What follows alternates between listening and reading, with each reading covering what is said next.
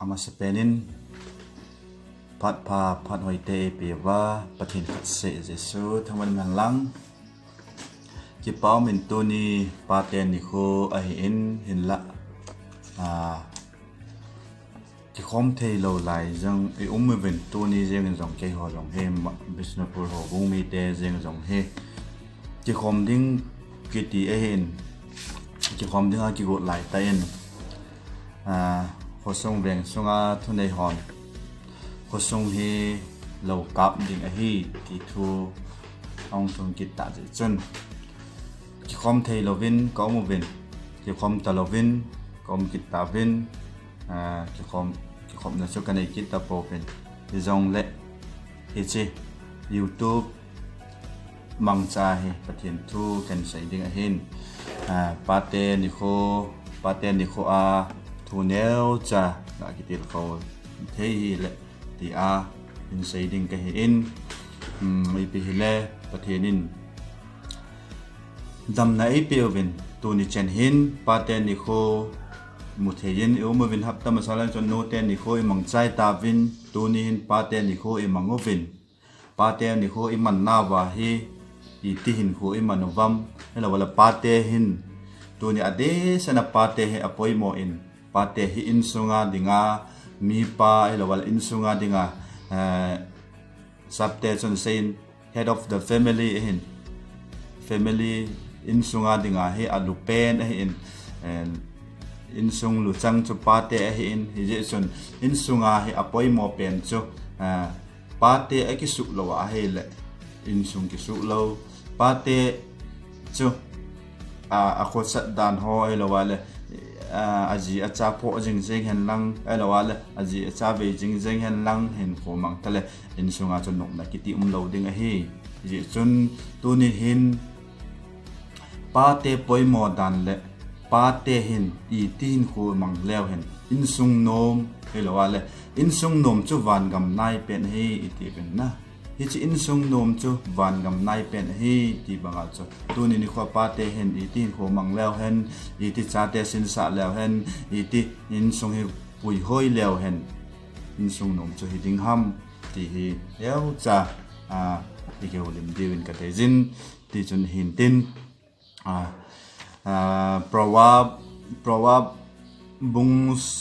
proverb number somni leni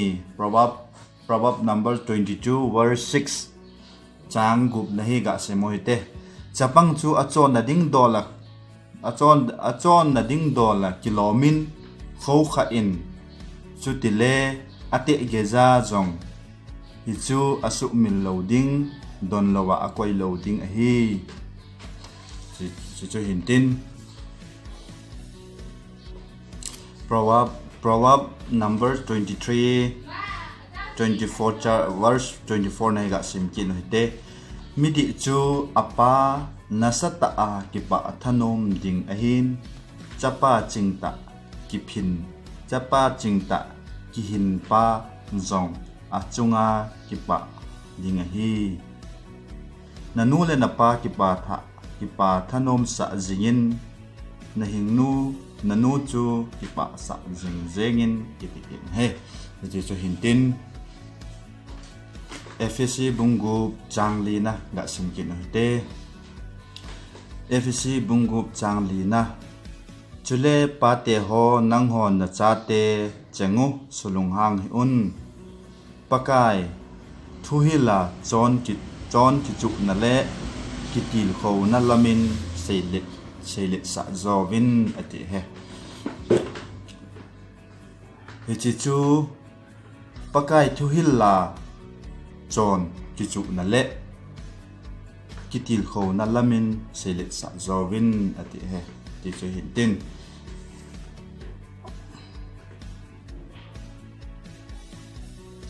chule FC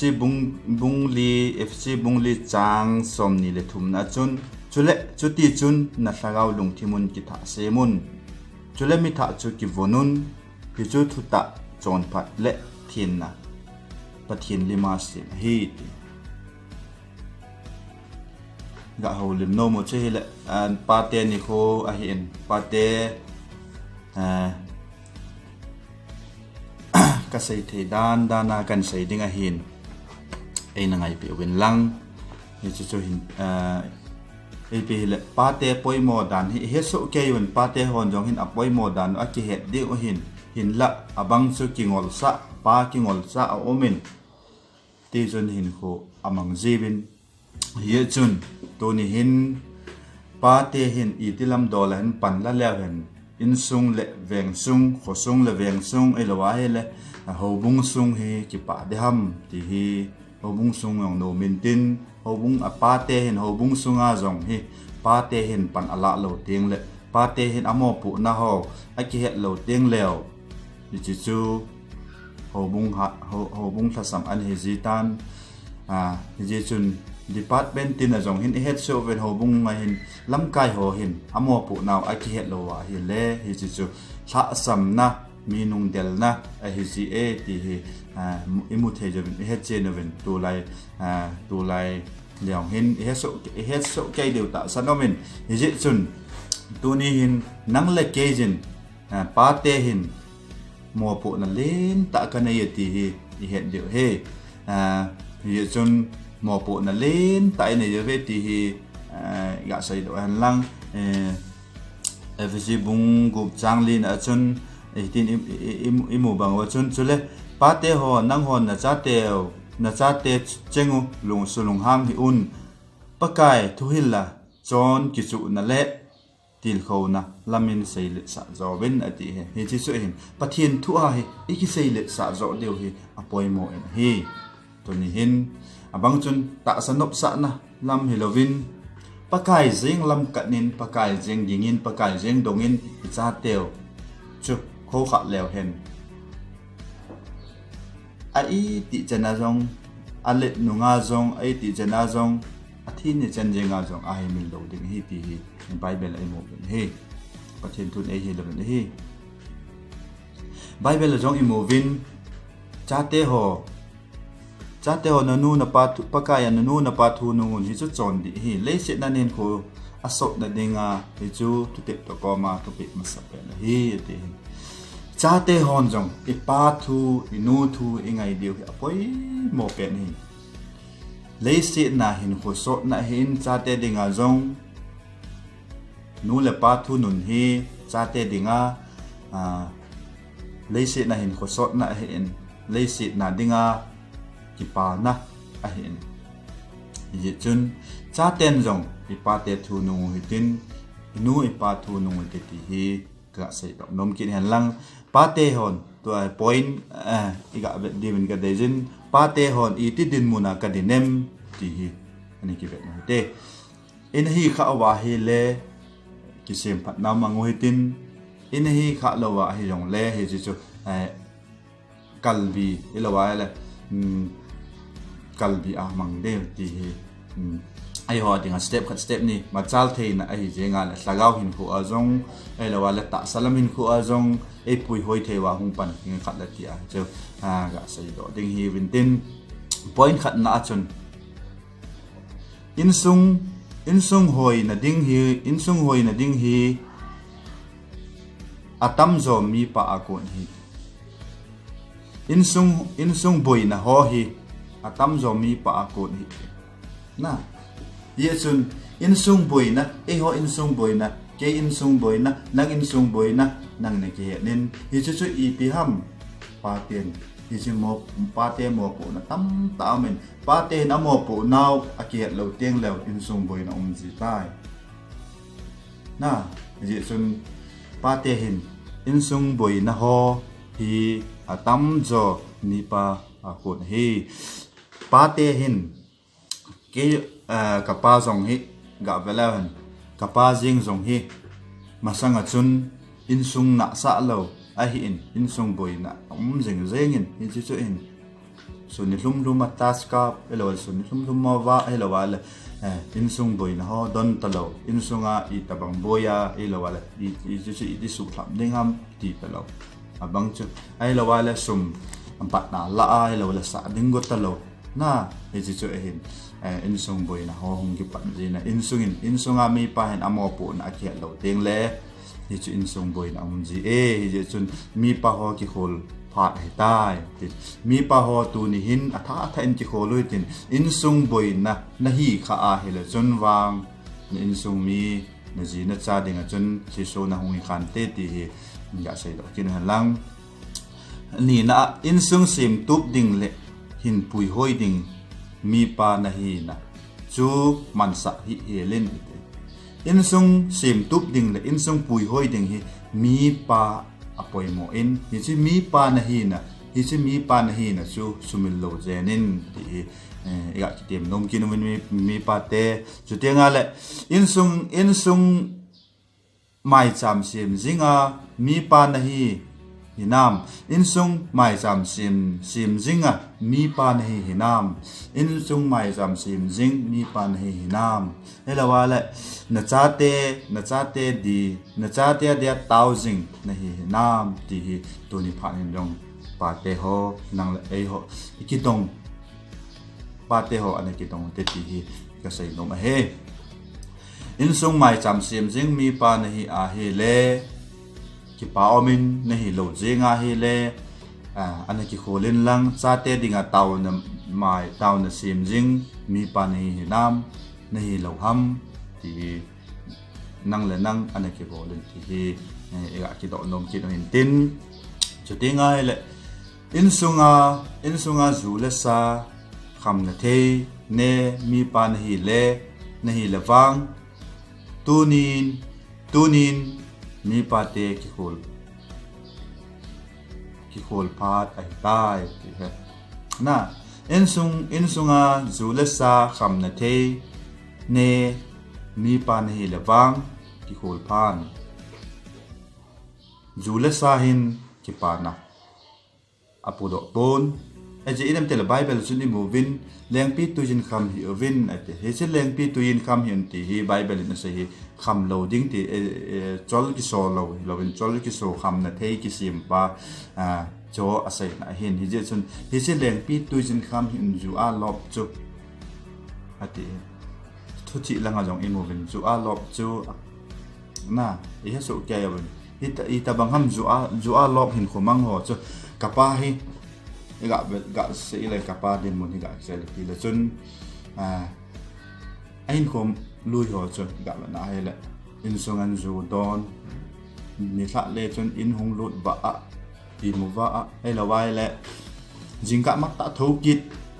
in ni se chu a tho chu i piding a tho ham tel mata che ding zu pho la to ding zu don ding in sung mai cham jong don ta lo iti chun in ko amang iti chun in sung no na kiti him lo iti chun ju le sa don chu a cha te ding ayong lungjin na kapa he hoila ya ju hung khamin hoilai lam de na a hung lum pa en iti de o hin khu iti man to ti hi pa ten ei lung yim pi ta sang wa chu cha te nu te elawale u te in sung mi te zo hin Pate he ke lung kham ti zo he ji chun Pate hin zu don zu la sa ki chem mi na hi kha a he chun ani ki khol phan in sung boi na a hin in sung phat na ding in sung nop na ding chu zu la sa ki chem lo mi pa apoi mo eti hi ga sei do ki do lam te nga he le zu la sa ne mi na hi lawang zu la sa ne mi na hi lawang ati Julasa ne mi na hi lawang chu ta sa thi na hin tin te teng la slagau thi na jong hin he ti he ya sei lo ki na he ye chun julasa ne nei a julasa ki chem ni a he lawang chu ta sa thi na hin tin chu teng la kan slagau chen na jong thi na hi ding he ti he ya sei lo no ma he ni slagau thi na hi ta sa thi hi apoi mo pon in la e hlagau hi mi yo se hi ki thi ding in ita asaw hi mon mang ding hi mon mang thia ki sem chu mon mang ding hi ti banga chu pathin thu in hi chun hi chi ita asaw hi mon mang jing ta jong le i hlagau hin kho hi wana a hin ding hi apoi mo penin hi chun tu ni hin Pate hin apoi mo pe na ge de chu nu julasa ne mi hi lawang chu ta sa thi na lệ sagau thi na hung hi khan te ti hi zat ta he chun julesa ne min hi ale chun julesa ngau tin pakai lam hi ka chang te ti hi ga sei do han lang chu te ngai Christian in sung sim pan hi lawang leisit gen the na tamin te na Christian in sung pa in sung num sim na hi lawang chu gen the na ho elawala ha sat na te khep na za chum tamin te hung umin te hi chi ho chu sagawa ki pan a hi ding a hi ti hi ga sei do no ma he hi chi ho chu gen the na te ha sat na te elawala khep na za chum ho i zat hung zong la hi chi ho chu sagau hi ki pa zi sagawa ding a hin sagau hin kho aleng hin ki pa na an hi zi ti hi isu min lo deu hi ti ka sei do kin han lang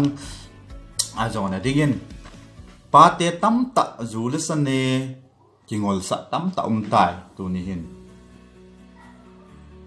Pate hi apoi mo in Christian in sung sim na ding a chun Pate apoi mo in zul san ne a ki ngol sa ta lovin pathin lam ka din hin ko tha mangoi tin na hin ko hi pakai za hin pakai de phal lamang the hi ti i het di wa poi mo in hi je chun hin ko inei songowa hin julesa in ti chim lovin in sung ve kolin tin ji cha te ve kolin hello wa ji cha te lung se nin ji cha te chu a hi na dam dolin khau khaw te ti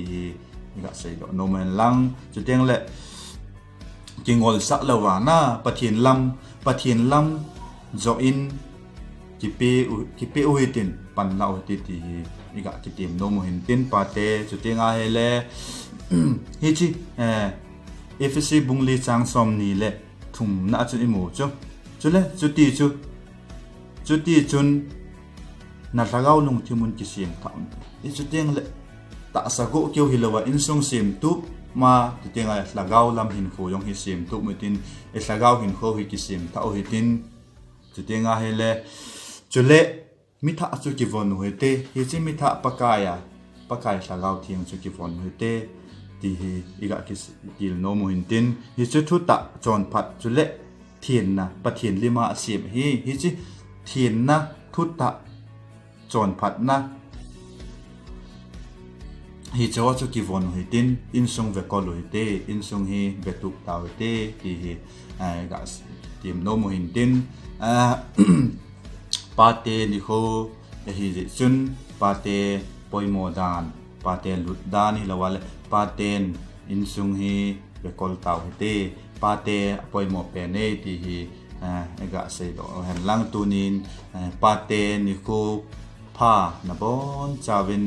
avezo si Pate nikho pa happy Father's Day kan TV na bon chawin Pate zo si